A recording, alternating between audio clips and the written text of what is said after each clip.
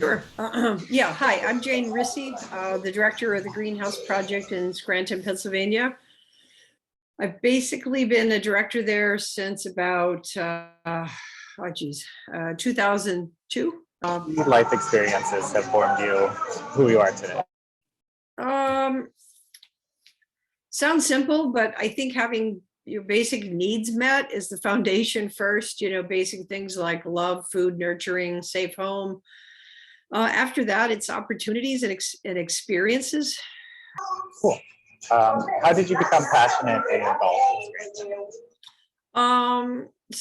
Sounds kind of funny, but I dated someone. I had a breakup and I met someone new, and with that, the whole city opened up to me because she was an entrepreneur in town. She still is. She owns a business, and she was very involved in all kinds of boards and volunteering and community activities. So, What are your core values and how are they reflected in your work?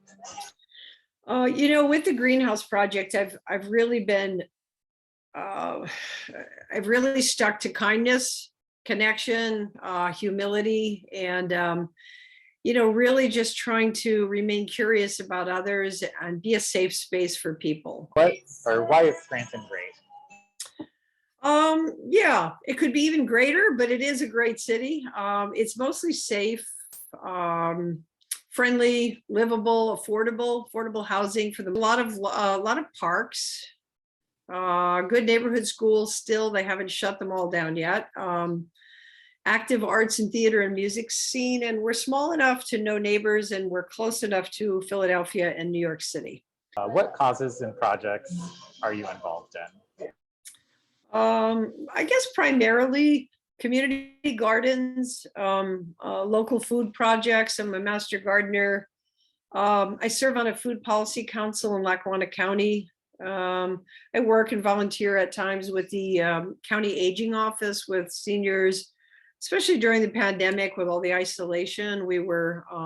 It's something important to me. Um,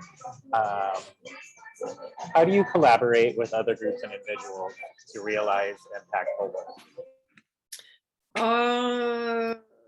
Me personally, I guess some of it is volunteering.